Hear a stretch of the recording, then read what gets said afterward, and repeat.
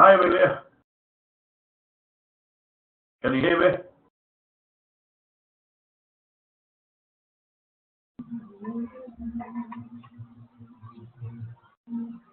Hello? Hi, can you hear me? Yeah. Oh, super.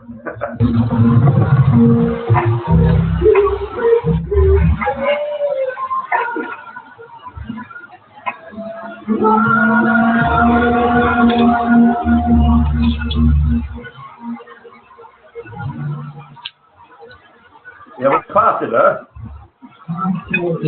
No. You got a party going on there? No. Okay, what I'll do today, it's not a very long lesson today.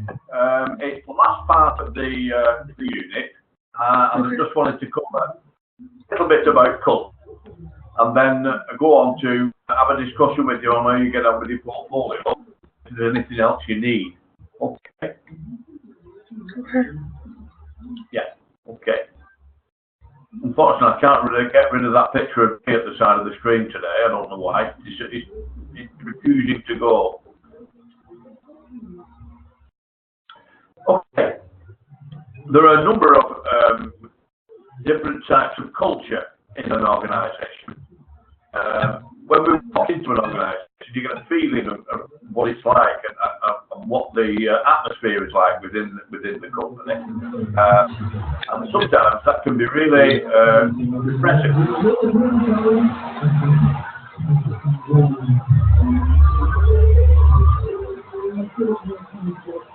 Have you got something on in the background? Yeah. Can you ditch it? I can't hear you. Oh no, it's my dad. All right. Tell him I can't hear you. Okay, can you hear me okay? Yeah. Okay, fine. Okay, so we just get a feeling about it. Now, Charles Handy wrote a book in 81 about the different sorts of culture. And that book has been quite useful because it really looks at how it's like to work in a firm as well. Because it looks at how people operate within the firm, whether it's overbearing, whether it's quiet, whether it's responsive. And all those things have a big impact on people that work, and of course on the firm's success as well. The little diagram really just looks at the different types of culture. You have power culture, person culture, task culture, and role culture. Also, whether it's backward looking or whether it's forward looking. Sometimes firms can get into a rut and they look from them backward looking.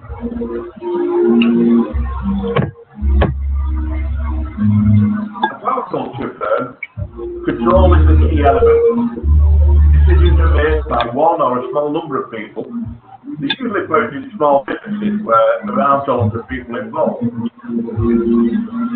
will be difficult to run a large organisation with just a small number of people making the decisions. So, in a power culture, decisions can be made quickly, and there's little communication. Nobody gets asked whether they like it or not. It's just do it or else. However, it's not able to take advantage of the skills and experience of the people that are working for them. It can even lead to people leaving because they feel demotivated, and then you get high staff turnover, which can be expensive. Ultimately, the success of a power culture firm will depend on the strength of the decisions made by its founders or decision makers. In a role culture organisation, individuals are assigned a specific role or job. They may have a job description listing the tasks they're responsible for. Role culture enables large organisations to spread the tasks around the company. Different departments, responsible for production, for finance, the different operations that fall within a large firm. Specialist roles should increase productivity. Just a second, I will.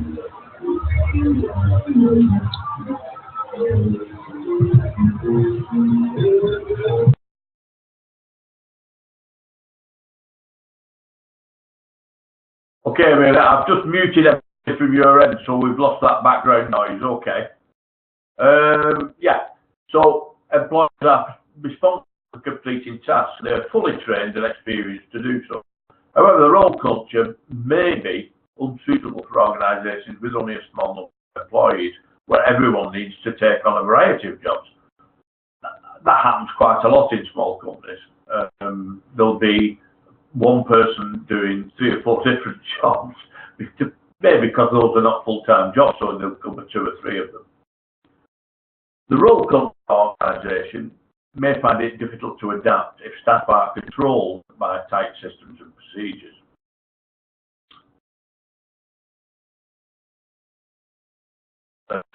Task culture. Task culture refers to the use of teams to complete tasks. This can be likened to a department as well, because you have separate departments, as I mentioned before. But one of the things that they do is they look at projects if you're putting teams together. I'll give you an example. On a construction site, if somebody's going to build a load of new houses somewhere, what they will do, they'll put a team together first to decide on who's got the land, what's on the land already, what needs to be looked at, are there environmental issues, are there already, is there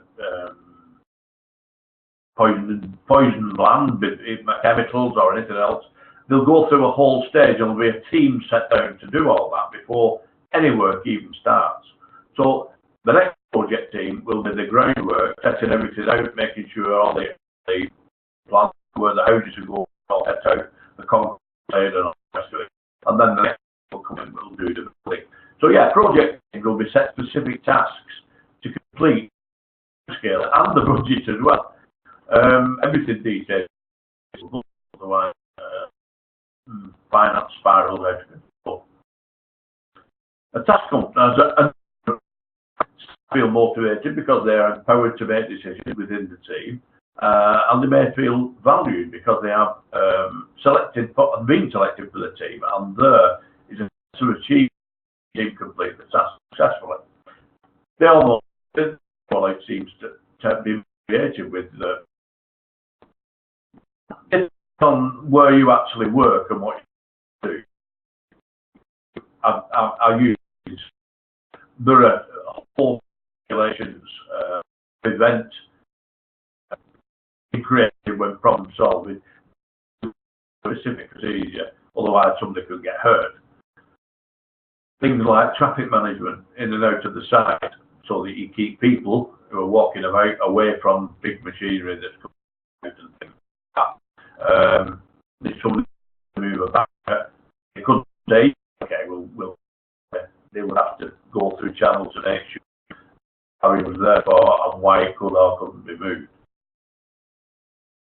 So that's the task culture, and it is actually quite a good one because it means that things do get done, and tasks, the teams involved are fairly autonomous. They'll usually have a team leader who may look like the decision maker, but usually a good team leader will work with his team and use their skills and knowledge and experience to move the thing forward. Next, we have a person culture. They focus on the people working within the organisation as they rely on specialist knowledge of the workforce. You've got one, the college that we work in, the online college that we work in, that's a person culture organisation, because Ram, whose company it is, relies on the expertise and knowledge of people like myself and the other teachers to deliver the material. Not just to deliver the material, but I have to put the schedule together to make sure everything arrives on time, that the work gets actually delivered, and we keep contact with the students personally so that we can get the work in that they're going to send in and be able to give feedback. So that's an example of a person culture organisation. And again, it works very well with people who work at distance, work from home, are not particularly sat in an office. Yeah, it actually gives examples of university staff where staff can continue their education throughout their employment. Yeah, again, an example of that is, not last week, the week before, I couldn't attend because I was on a course. I didn't realise it was going to last all week. I was told it was a one-day course. It turned out to be 5 days with an exam. But I only found out that when I got there. Anyway, I passed, so it didn't matter. And cultures also include legal and accountancy firms, again, where people have specialist skills and knowledge. This creates a need for staff to undergo continuous professional development. All teachers go through continuous professional development. I have a group that I'm teaching now of qualified teachers, but they need to get a further qualification for the work they're doing, and they also need to become assessors. As you send work in from the lessons we've been doing, as you start to say, I will assess that against the criteria you need to achieve, then I will send feedback to you to say, yeah, that's fine, or you need to look at it a little bit more, or perhaps that needs a little bit more detail. That type of feedback, you have to learn to actually be able to read through the material and assess it against the criteria. It's not something that actually comes naturally for a teacher. You need to be able to step back from the teaching situation and look at the understanding that's been created rather than delivery. So yeah, that is one way of undergoing continuous development. They will get their assessor qualification at the end of that. One of the team at the Versity Online, I'm the only internal quality assurer. Once the assessments have all been completed, a second person needs to look at them to make sure the assessors are all assessing further to all the students. So that's the job of myself, along with some teaching I'm doing, to make sure that's happening. Raman also can do that function too, but he's working towards the qualification. So this is professional development. That's in a person culture. Forward-looking or entrepreneurial organisations that have this entrepreneurial spirit embrace change and take risks. Are said to be forward-looking. Entrepreneurial business can have a short lifespan. Because it's a risk, they can also crash and burn or expand rapidly. And then, if their approach is successful, of course, the business will move on. But quite a lot of entrepreneurs will start tons of businesses, some of which will succeed and make a lot of money. Others will fail after a very short space of time. But that doesn't matter. They're actually looking at change and looking at taking risks to see if they can develop something. Entrepreneurial businesses are centred around profit and make the most of their staff through a task culture approach to make sure that everybody's doing what they were paid to do. Backward or bureaucratic looking cultures. Backward looking cultures does not have or doesn't embrace change, and it's led by systems and procedures. Now, don't get me wrong, all companies need to have systems and procedures, and those need to be looked at on a regular basis. What happens with some firms is they put a set of procedures together, and that's it. They never look at them again, they never look at if they need to be changed. They don't like taking risks, less adaptable. Bureaucratic culture organisation are often hierarchical. In other words, they'll have a boss who will have an underboss who will have another underboss. They've got a long management structure, which doesn't really lend itself to quick decision making.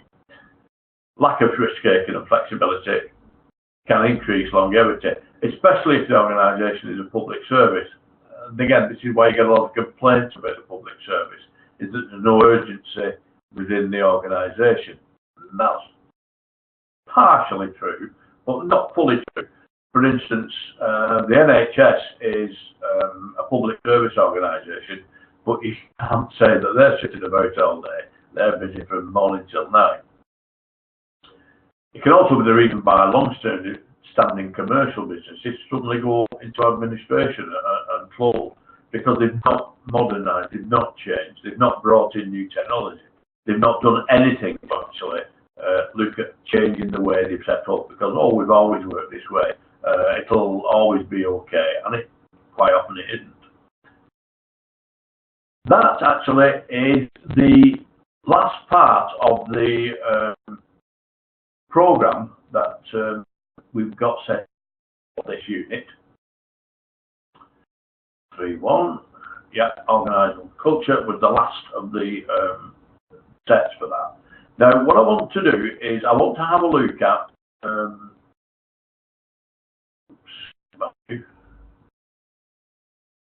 that come over there. Okay, it's me.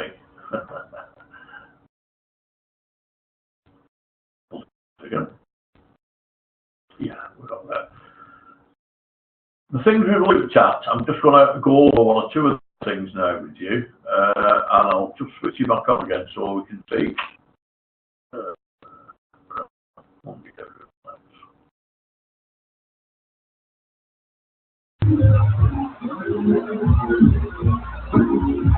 Are you going to have me, were you able to follow that? Yeah. Oh, cool. Right. I just want to cover one or two things now, a bit of on what we've done with it.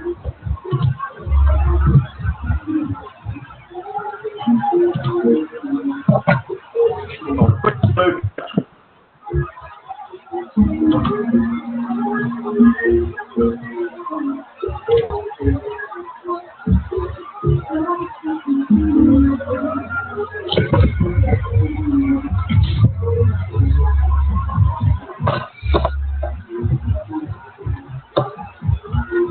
We looked at the 5 components of the external environment: customers, government, economy, competition, public opinion.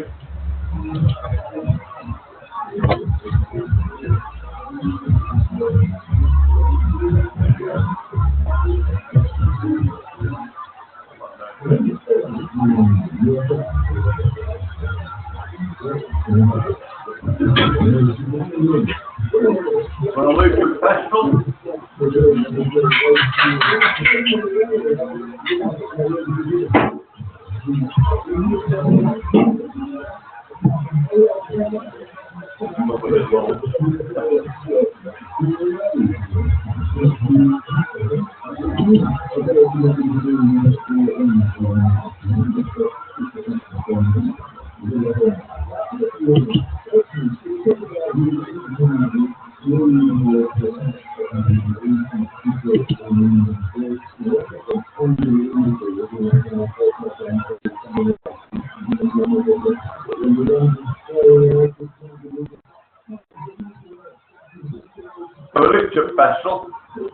which of course is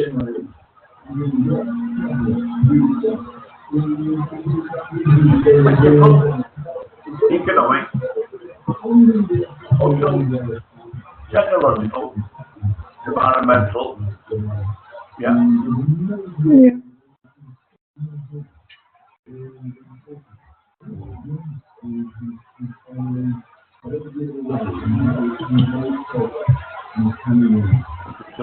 This one.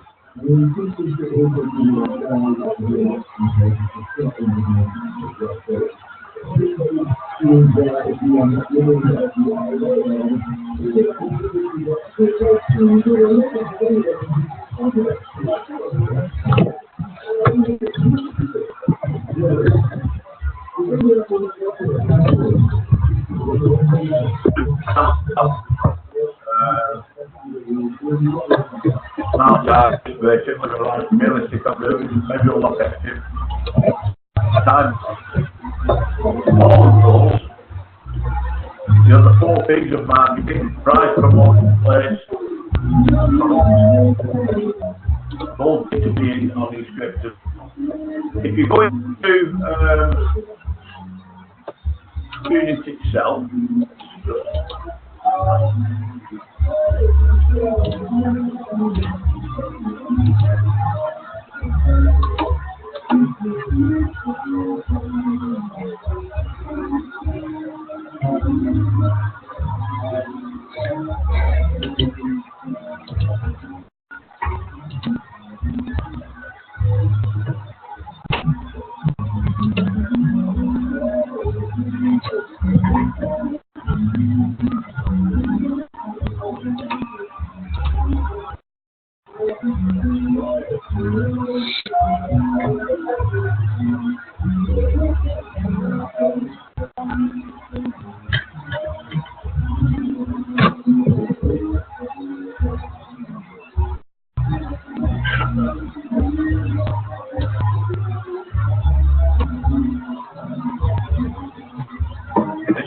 morning. So let me leave it out. We look through your assignment. We look at class 1, which is describing the range of its extra factors. Explain why business organizations choose to carry out a festival.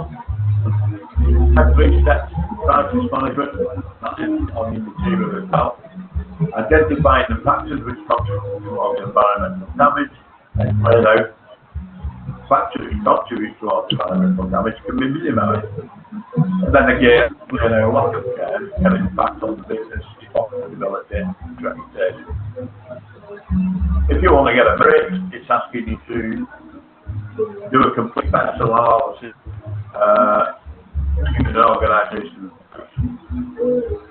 There's information on there if that's what you want to do. And again, with the distinction, if you want to add in more, that's purely detail. If you could not that's a pass, the extension then after the distinction and the merit.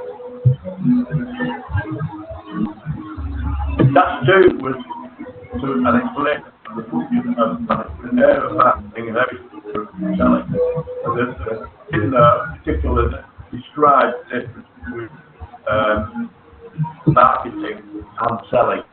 Where marketing came the customer and selling is aimed at selling. You want to sell, you're not interested in giving up. So, description of the purpose of a marketing plan and the marketing objectives. An explanation of the differences between internal and external information and an explanation of the differences between primary and secondary information. All of the material is on there for you to look at if you need to refer back to it. And again, the exception of if you wish to go over about it also. Class 3 is about ethics and culture. Change of the benefits of organisations behaving ethically, and the place of the organisation, culture of organisations, which we've covered this morning. And the extension activities of the for you, they use them. I don't put you mind away. It's purely up to you. You will gain a pass with the initial part. If there's anything that you're more interested in or that you feel you have more information on, by all means, continue and you'll well. I never object to you if you can, but it's not necessary if you don't wish to do it. Underneath here, you can pull as well and read it yourself, yeah? But all this on here, it tells you suggested evidence. In other words, suggesting what you could do. Examples of what public and private sector should be provided and a range of business sectors should be included. Explain why business can be really what you need to do down there. What you're expected to see in that. That's what you expected to see in the merit, and that's what you want to expect.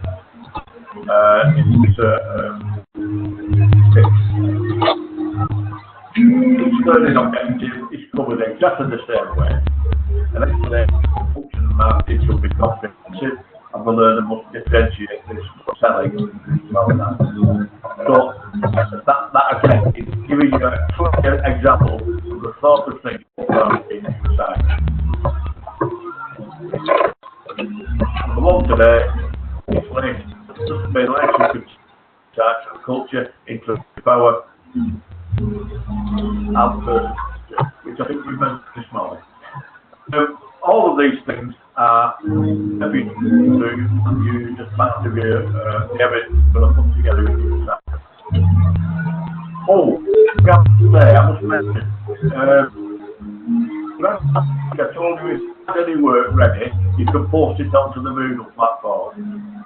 Apparently, Random tells me there's a problem with that. You've got my email, haven't you? No, yeah. Yeah. I'm not sure. Send them. Yeah, you can send them direct to my email. It's an easy one. It's spelled at UK Online. Yeah, you can send them direct to there. I will, of course, then just send them direct back to your email.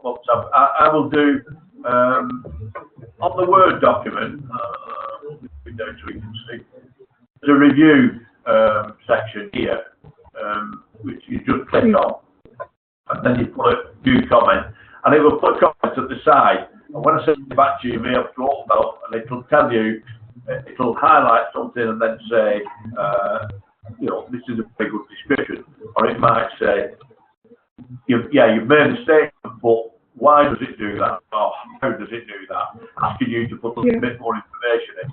So that's how we work through the assessment process. And you know, you sent it to me, and I've said, yeah, that's great. Right, move on, and then we'll do that doing you know, what we need to do to get that completed. So what I would suggest is between now and next week, if you could put some stuff together, send it to me on email, and start to give you some feedback on that, and then we can move through. And then next week we'll start on next unit. Again, all the information will be in place like this one, and there'll be stuff you can refer to and go to time you want. Okay. Okay. Have you got any questions for me before we close the meeting? No. You're okay with that? Again, as I said, everything is on the Moodle platform, but don't send your work to it at the moment because there's some issue with it apparently. So it can come to me on email. Okay? Okay. Thanks for your attention, and we will have a new student next week, I think, as well. A guy named Khalil has asked to join. You may be starting with them. Okay? Bye now. Okay.